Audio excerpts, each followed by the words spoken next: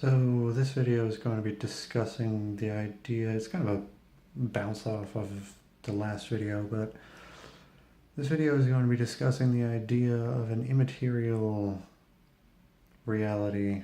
And just to, to start you off, if you were to be able to look at the minds, the thoughts, the beliefs of every single human being, and I would also add in there any animals that have any kind of cognition, things like that, and you were to be able to observe that as if it was a landscape, for example.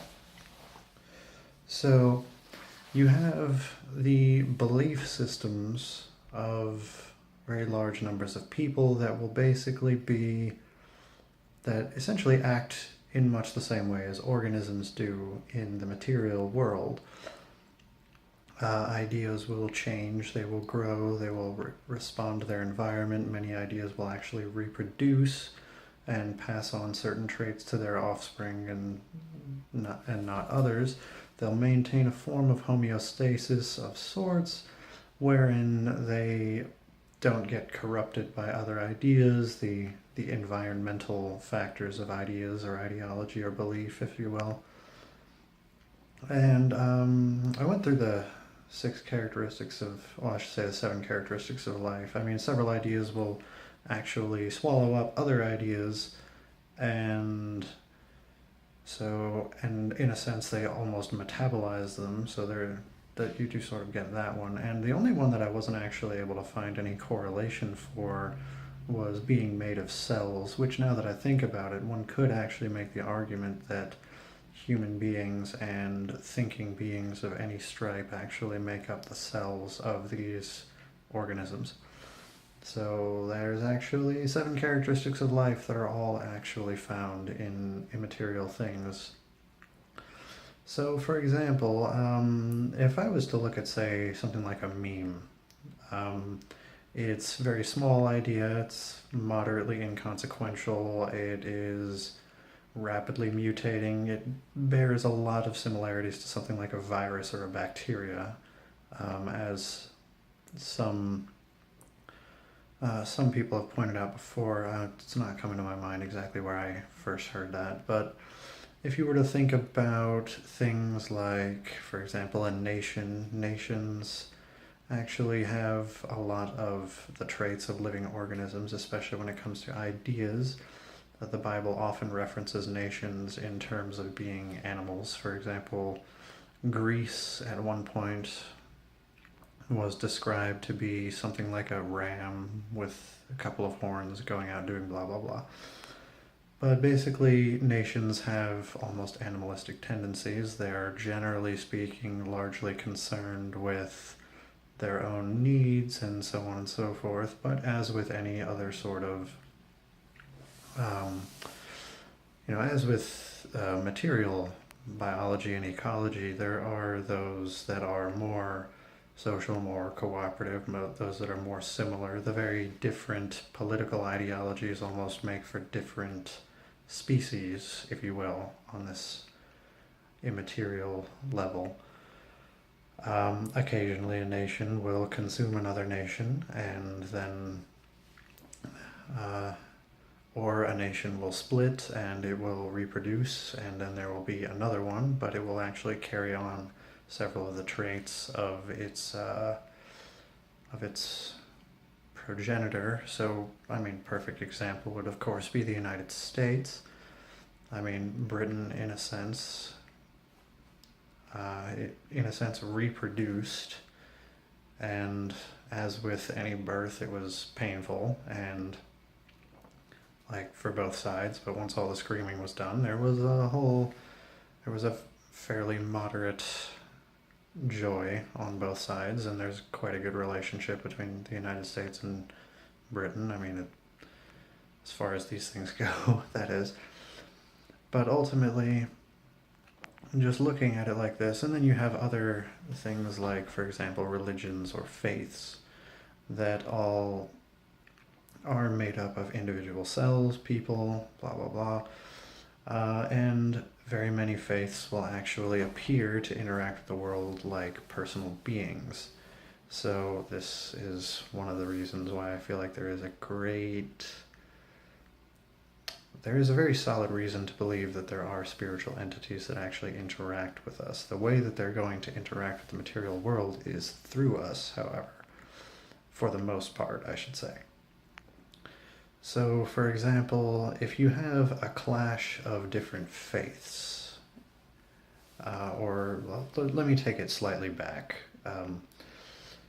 So if you have a clash, for example, of nations where they're going at each other with guns and bombs and airplanes and missiles and blah, blah, blah, if you were to look at that from the more immaterial perspective of just the collective thoughts, beliefs, and intentions of every single individual in each nation, there is a war going on in the physical sense. There's also battle being done on a more immaterial level, whereby one is trying to diminish the morale of the other side so they will capitulate and surrender, this being an immaterial route to victory. Or you can just kill them all, which is, generally speaking, a lot more difficult, but that would also serve a similar purpose.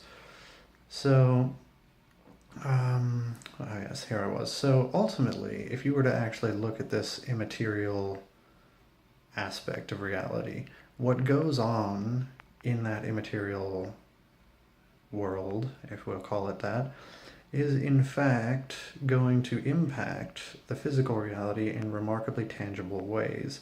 And a lot of the things are kind of difficult to notice, but everything from, and I will actually just come right out and say it, everything from the weather to your food supplies to whether it's going to be more poverty-stricken in one nation or more wealthy in another nation or this, that, and the other thing is all going to come down to these immaterial things. And when I say food supplies, let me give you a simple example. So a certain number of the farmers in a country, for example, they have, like, something happens to them, like something gets into their heads and they end up being completely distracted for a really large amount of the time when they're supposed to be farming. And this leads to them having a lower crop yield, which leads to there being a lower food supply. And all of this was originally caused by something immaterial that altered the way that a few random farmers in one area acted during the growing season or during the harvesting season or whatever. When I say the weather, I realize that one was probably a little bit bizarre for some of you. But when you think about just the current climate change models and these sorts of things and blah, blah, blah, it's all pointing to the idea that, yes, the climate and therefore the weather, which is really just, I mean, the climate is just like a broader description of long-term trends of weather, obviously, but alterations to the climate are heavily influenced by human action. Human action is directly influenced by immaterial things, beliefs, ideas, thoughts, all these kinds of things. So before you actually have climatological problems, you have spiritual problems, you have mental problems, you have problems of belief. The whole difficulty with climate change politically is trying to convince people to believe something so that a proper material solution can be implemented. So this is, I mean, even the way in which we're actually attempting to fix the climate change problem is predicated on first solving the immaterial problem, and then the material solution will follow naturally from out of that. So, yeah, and this will also have things to do with, for example, I could actually point to earthquakes and things like that, especially in more modern industrialized countries where certain amounts of fracking and this, that, and the other thing and pulling up oil from out of the ground or pulling up natural gas from out of the ground will just it will diminish what is actually holding up the ground above it. This will cause collapses. This causes sinkholes, and in some places, I'm not sure exactly how far the research has gone on this one, so don't quote me on it. I'm fairly certain this has also led to earthquakes in some other ways. The alterations to climate actually lead to drier, longer, drier seasons in some areas, which leads to longer and larger and more frequent wildfires. So you have natural disasters that actually occur as a direct causal result of an immaterial thing that is caused by what people believed and what the actions that they took that followed naturally from that belief were. So, just to take this sort of in context with the last video, we need to make sure that people have the right beliefs, because when a person has the wrong belief, that will lead to an action that ultimately will have a negative impact, not just on one individual, not even just on the smaller community at large. This is where something that I'm sure you're all aware of, the butterfly effect or chaos theory, where just one impact in a very small seeming way can actually spiral out and come together with a whole bunch of other small things and actually contribute to a massive catastrophe or huge problem. We see this in the terms of pollution. For example, if one person throws their trash out the window of their moving car, in general that's really not going to cause an enormous amount of problems. But then if another person sees that person throw their trash out of their car and then they start doing it, and then another person sees that, there's sort of a cascade effect. Now a whole lot of people are throwing garbage out of their cars. Now the pollution is far more than we're actually able to manage with. So ultimately speaking, even a seemingly small and inconsequential action by itself can actually mediate an enormous consequence.